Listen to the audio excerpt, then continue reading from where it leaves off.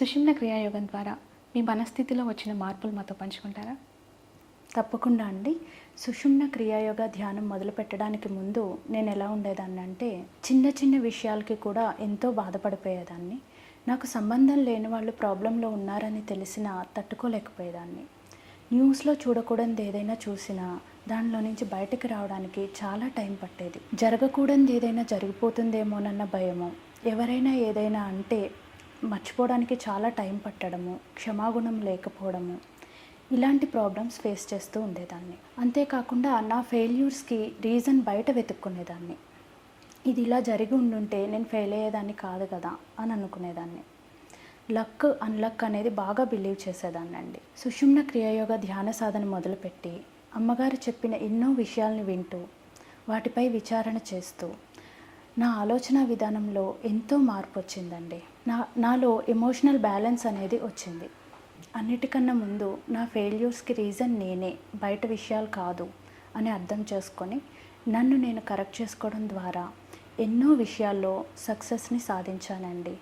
వాటిల్లో కొన్ని పిల్లలు పుట్టిన తర్వాత MBA మంచి పర్సంటేజ్తో చేయడము, యోగా సర్టిఫికేషన్ కోర్స్ చేయడం, రెమెడియల్ టీచర్ ట్రైనింగ్ కోర్స్ చేయడం అండి.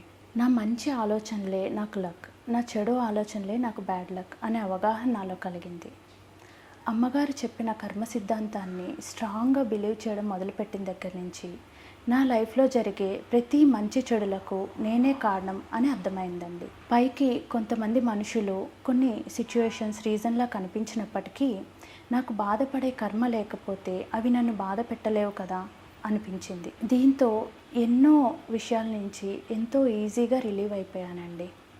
ఎవరిపైన కోపం లేదు, ద్వేషం లేదు, క్షమాగుణం అలవాటైంది. అమ్మగారు ప్రతిరోజు విచారణ చేసుకోమని చెప్తూ ఉంటారు కదండి, అలా డే మొత్తం విచారణ చేసుకోవడం నాకు అలవాటైంది. అప్పుడు నేను గమనించుకున్నది ఏంటంటే, నా థాట్స్లో ఎక్కువ బాధపడే విషయాలు, కొన్ని భయాలు, అనవసరమైన భయాలు వీటితోనే నిండి ఉన్నాయి అని. నేను సుషుమ్న క్రియాయోగ ధ్యానం ద్వారా సంపాదించుకున్న శక్తి దీంట్లో ఎంతో వేస్ట్ అవుతుంది అనిపించిందండి. ఈ ప్రాబ్లమ్ని నేను ఓవర్కమ్ చేయాలి, అలానే ఆలోచనల ద్వారా కూడా మంచి కర్మనే చేయాలి అని నిర్ణయించుకొని సుషుమ్న క్రియాయోగ ధ్యాన వ్యాప్తి జరగాలి అనే థాట్ని నా మనసుకి అలవాటు చేసుకున్నాను. అమ్మగారు మంగళం నిత్య శుభమంగళం మహామంత్రం ఇచ్చిన తర్వాత మైండ్ యూజ్ చేయని పనులు చేస్తున్నంతసేపు ఇదే థాట్ని ప్రాక్టీస్ చేస్తున్నానండి. దీంతో నా మనసు లోపల నుంచి అనవసరమైన అక్కర్లేని ఆలోచనలు పక్కకు వెళ్ళిపోయాయి. మనసు ఎప్పుడూ ఒక వైట్ పేపర్ లాగా ప్రజెంట్ మూమెంట్లో ఉండడం అలవాటైందండి. దీనివల్ల ధ్యానంలోనే కాకుండా నేను మామూలు పనులు చేసుకుంటున్నప్పుడు కూడా అమ్మగారు, పరమగురువుల ప్రెజెన్స్ని ప్రతి క్షణం ఫీల్ అవుతూ వారితో కనెక్టెడ్గా ఉంటూ వారి దగ్గర నుంచి ఎనర్జీ ఫ్లో కూడా తెలుస్తూ ఉంటుందండి. ఇలా డే మొత్తం చాలా హ్యాపీగా గడిచిపోతుందండి. సుషుమ్న క్రియాయోగం ద్వారా ఆరోగ్యపరంగా మీరు పొందిన లాభాలు చెప్పండి. సుషుమ్న క్రియాయోగ ధ్యానం ద్వారా ఆరోగ్యపరంగా కూడా ఎన్నో లాభాలు పొందానండి. ఒక టైంలో డస్ట్ ఎలర్జీ నన్ను చాలా ఇబ్బంది పెట్టేది. గంటలో 20 నుంచి 30 తుమ్ములు వచ్చేసేవి. మార్నింగ్ నుంచి నైట్ వరకు తుమ్మి విపరీతమైన హెడేక్ వచ్చేది. నా ఇంటి పనులు చేసుకోవాలన్నా డే మొత్తము స్కార్ఫ్ కట్టుకొని చేసుకోవాల్సిన పరిస్థితి ఉండేది. నాకు ఏ రోజు దీని గురించి ధ్యానంలో థాట్ ఇవ్వాలని, గురువుల్ని ప్రార్థించాలని అనిపించలేదు. నాదేదో ప్రారబ్ధ కర్మ ఉండి ఉంటుంది, అది తీరిపోయినప్పుడు ఈ ప్రాబ్లం కూడా తగ్గిపోతుంది అని నాకు అనిపించింది. ఫిజికల్గా దీనికోసం తీసుకునే జాగ్రత్తలు తీసుకుంటే సరిపోతుంది కదా అనిపించింది. ఎన్నో మెడిసిన్స్ ట్రై చేశాను అండి, హోమియోపతి, అల్లోపతి ఇట్లా, కానీ నాకు రిజల్ట్ కనిపించలేదు. డాక్టర్స్ ఏం చెప్పారంటే మెడిసిన్స్ వాడినా కానీ లైఫ్ లాంగ్ కొన్ని జాగ్రత్తలు తప్పనిసరిగా తీసుకోవాలి అని చెప్పారు. సుషుమ్న క్రియాయోగ ధ్యాన సాధన ద్వారా నాడీ మండల శుద్ధి జరిగి సంపూర్ణ ఆరోగ్యం ప్రాప్తిస్తుంది, ప్రారబ్ధ కర్మలు కూడా దగ్ధమవుతాయి అని అమ్మగారు చెప్తూ ఉంటారు కదండి. అలానే కొంతకాలం తర్వాత ఈ ప్రాబ్లం దానంతట అదే తగ్గిపోయిందండి. నేను మెడిసిన్స్ వాడడం మానేశాను. జాగ్రత్తలు కూడా తీసుకోకపోయినా మళ్ళీ ఈ ప్రాబ్లం అనేది నాకు రాలేదండి. కొంతకాలం తర్వాత నీ పెయిన్స్తో సఫర్ అయ్యానండి. ఎంత ఎక్కువగా ఉండేవంటే throughout the day knees లోపల నుంచి పెయిన్తో పాటు మంట కూడా వచ్చేసేది. నైట్ నిద్రలో కూడా ఈ పెయిన్ మంట ఉండి నిద్ర పట్టేది కాదు. డాక్టర్ని కన్సల్ట్ చేస్తే ఫిజియోథెరపీతో పాటు కొన్ని జాగ్రత్తలు చెప్పారు. కింద కూర్చోకూడదు, నీస్ బెండ్ చేయకూడదు, ఫార్వర్డ్ బెండ్ చేయకూడదు, ఇట్లా. అమ్మగారి దయ వల్ల 1 ఇయర్ తర్వాత నుంచి ఈ ప్రాబ్లం కూడా కొంచెం కొంచెంగా తగ్గుతూ కొన్నాళ్ళకి కంప్లీట్గా తగ్గిపోయిందండి. ఇప్పుడు చాలా కంఫర్టబుల్గా నీస్ బెండ్ చేసి వజ్రాసనాలు కూర్చోగలుగుతాను. 100 సూర్య నమస్కారాస్ చేసుకోగలుగుతున్నాను. అలానే ఫార్వర్డ్ బెండ్ చేసే ఎన్నో యోగాసనాస్ ఎంతో ఈజీగా చేసుకోగలుగుతున్నానండి. ఒక టైంలో ఐసైట్ వచ్చింది. 2 ఇయర్స్ తర్వాత అది కూడా దాని అంతటా అదే తగ్గిపోయిందండి.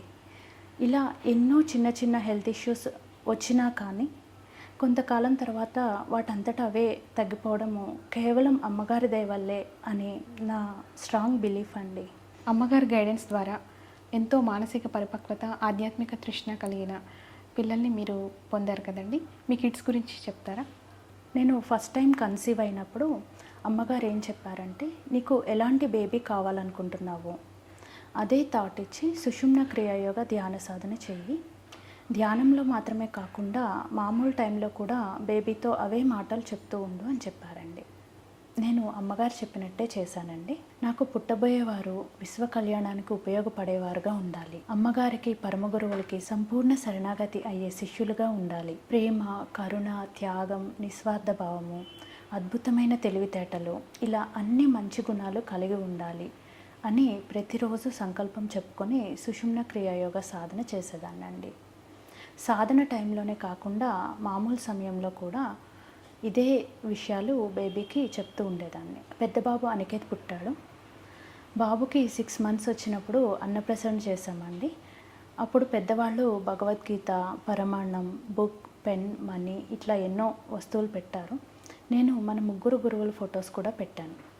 బాబు 3 సార్లు కూడా మన గురువుల ఫొటోసే ముట్టుకున్నాడండి. నా ఆనందానికి అవధులు లేవు. బాబు కొంచెం పెరుగుతున్న కొద్దీ ఎంతో ఇష్టమైన థింగ్స్ని కూడా వెంటనే షేర్ చేయడము, ఎంతో మెచ్యూర్డ్గా ఆలోచించడము, ఇలా ఎన్నో విషయాల్లో గమనించినప్పుడు నేను ఇచ్చిన థాట్ మెటీరియలైజ్ అయింది అని అర్థమైందండి.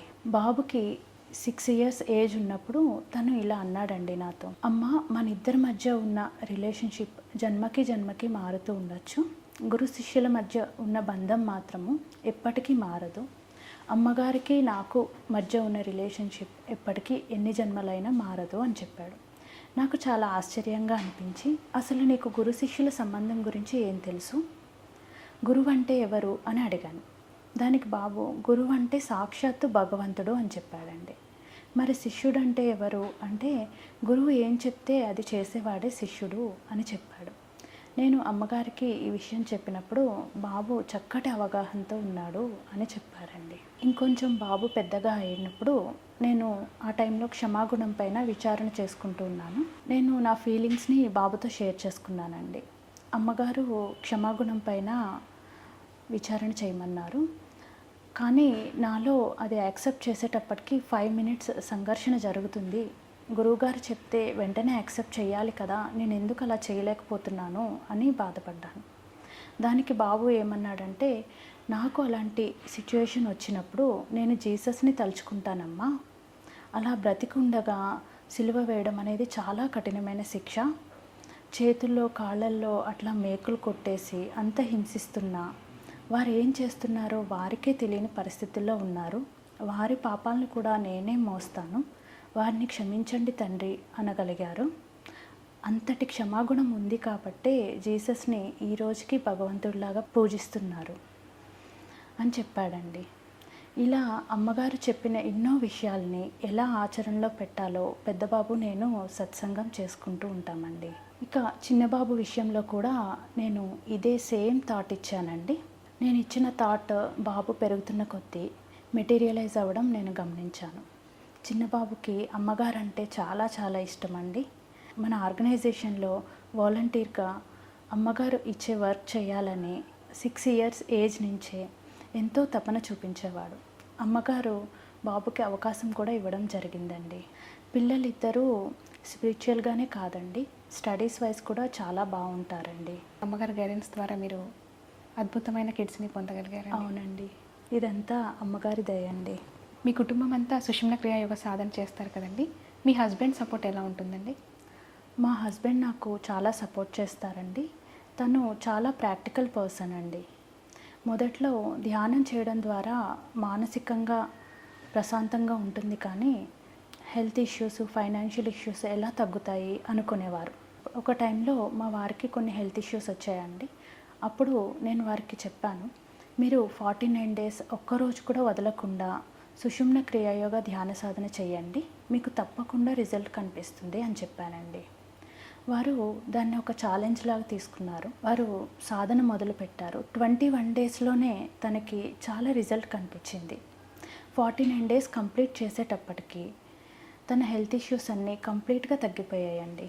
దాంతో తనకి సుషుమ్న క్రియాయోగ ధ్యానం పట్ల, అమ్మగారి పట్ల అపారమైన నమ్మకం ఏర్పడింది. అప్పటి నుంచి ప్రతిరోజు తన సుషుమ్న క్రియాయోగ ధ్యాన సాధన చేస్తూ అమ్మగారిని గురువుగా, భగవంతుడిగా పూజించుకుంటారండి. తను ధ్యానం మొదలుపెట్టి 14 ఇయర్స్ అవుతుందండి.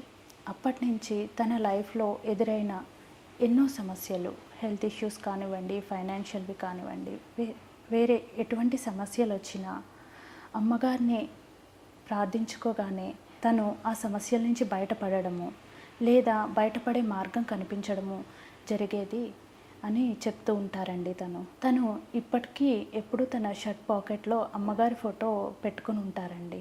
ప్రతి క్షణం అమ్మగారు తన వెంటే ఉంటూ తన్ని కాపాడుతూ ఉంటారని తన నమ్మకం. మా వారు, నేను లైఫ్లో ఎన్నో అప్స్ అండ్ డౌన్స్ ఉన్నా అన్నింటినీ తట్టుకొని ఇంత హ్యాపీగా ఉన్నాము అంటే కేవలం అమ్మగారు ఉన్నారు అనే ధైర్యమేనండి. మా కుటుంబం అంతా అమ్మగారి సేవకి అంకితం కావాలన్నదే మా అందరి అభిలాష అండి. అద్భుతం అండి, చాలా చక్కటి సంకల్పాన్ని చేసుకున్నారు. ఎంతో మంచి మంచి అనుభవాల్ని మాతో పంచుకున్నారు. మంగళం, నిత్య శుభమంగళం అండి. మంగళం, నిత్య శుభమంగళం.